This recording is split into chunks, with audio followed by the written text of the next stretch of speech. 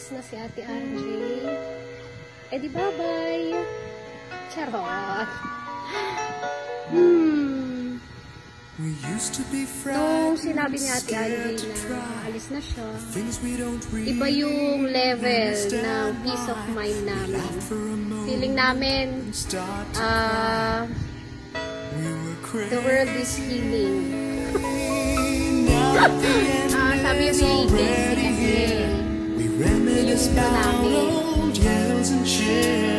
feeling ko namin mawawala na yung stress.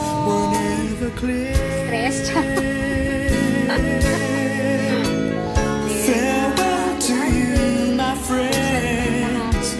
We'll see each other again. Don't cry, cause it's not the end of everything. I may be miles away, but here is where my heart will stay with you. My friends, with you. True to other people. Basta, ayaw na lang pahabain to. Short message lang to. Na humaba lang sa Yesterday's a treasure, today's yun. Basta mag-iingat kayo tomorrow's on its way, the sky is clear. Thank you for the memories of all the laughters and tears. Not to mention our doubts and our fears, the hypertension we gave to our peers. It's really funny to look back after all of these years. Hi, sis. Alis ka na. Si mama, huwag ka nang bumalik ka. Char. Wala umiyak. Kailangan, ganda-ganda na atake natin for today's video. Ayun. Alam mo ba, iba yung level ng happiness namin. Lalo na nung nalaman namin aalis ka na. Siguro kasi wala nang stress. Char. So, ayun. Thank you kasi isa ka sa bumuo na kasalukuyang Casey. And thank you kasi isa ka sa mga naging source ng happiness, ng tropa. Kung wala ka, parang kulang. Kasi wala kaming aasarin. Ano yun? Wala kaming e-bike, wala kaming source of transportation. Ang dami mo source, happiness, transportation. And wala na din palang magyayaya sa amin. Kasi feeling ko sa tropahan, pag ikaw yung nagyaya, kailangan G lahat. Na kapag umayaw ka, yaki ka talaga, yung magkakapiksa ka sa puwet. Like what you said. And yun, thank you. Mamimiss kita, mamimiss ka lang. Ayoko umiyak. And we wish you all the best. God bless sa tatahakin yung new journey. Sabi nga sa cake mo, good luck sa new journey. Sino nagbigay? Ano ba yan? And ayun, we will pray for you. And sana kung bumalik ka man dito, sana walang magbago. Parang solid pa rin kami.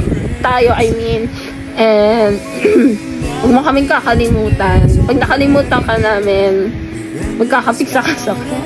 Yun lang. I love you, sis. I love you with all my heart. I love you all. And stay strong always. And kapit lang kayo, Lord. Bye-bye. Hi, Ni.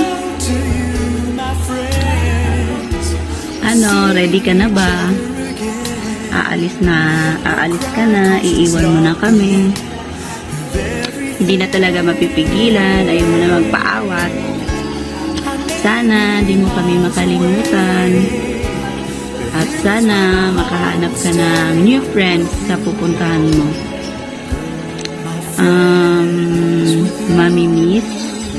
Mamimiss namin yung e-bike mo. Kasi wala na kami magiging service pag biglaan pupunta ng school o kaya gagala tayo. Yun talaga mamimiss namin, hindi ikaw. Charot! Hindi, mamimiss ka rin talaga namin. Kasi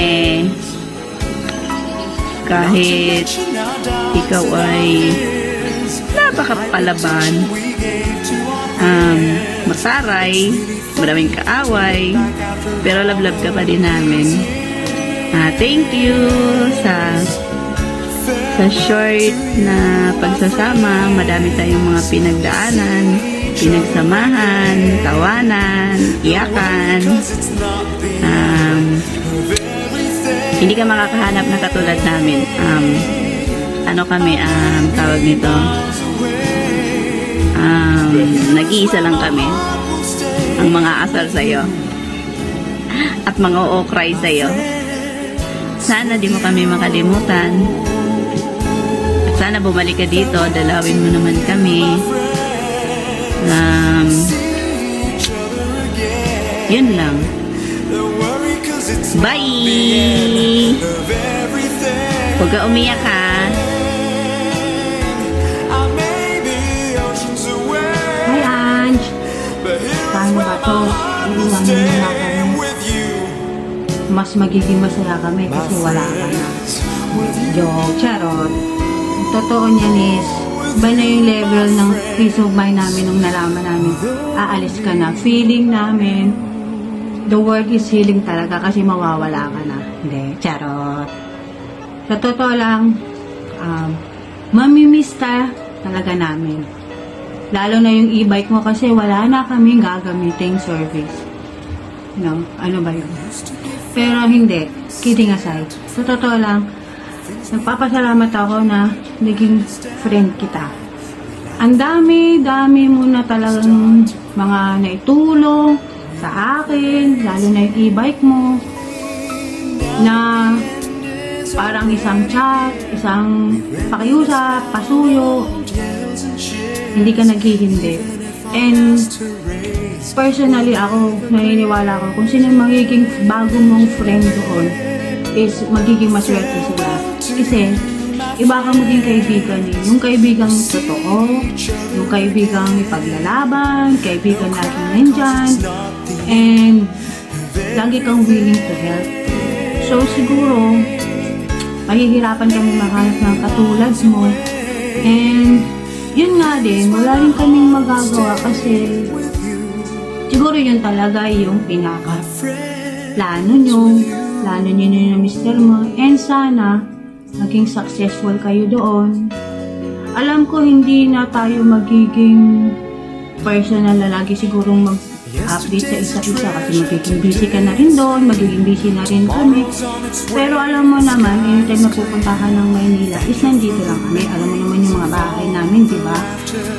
And sana forever tayong magiging wapakers, friends, kahit na magkakaroon ka pa ng mga bagong friend doon. Kami siguro hindi na kayo magkakaroon bagong friend, siguro magiging kami na lang talaga. Ikaw magkakaroon ka na kasi bago ka doon. Sana good luck. Sana maging successful yung mga plano mo doon. And sana magtuloy-tuloy yung pagiging okay ng buhay mo doon. And sana pag pumunta ka ng Maynila, huwag mo kami kalimutan galawin. Yun lang, and sobrang mamimiss ka talaga namin. Bye! Good luck sa bagong journey ng buhay mo.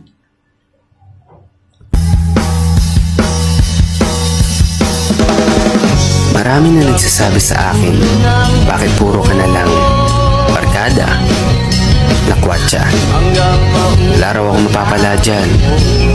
Pero sa totoo lang, mali sila ng iniisip. Sila yung tipo kasi ng barkada na hindi kayo iiwan sa ere. Maraming definisyon yung salitang barkada. Hindi naman porke barkada ay puro kamalian ay tinuturo. Minsan nga sasabayin ka at tutulungan pa sa lahat. Yung tipong halos sila na yung tumira sa inyo, mag-alaga sa iyo.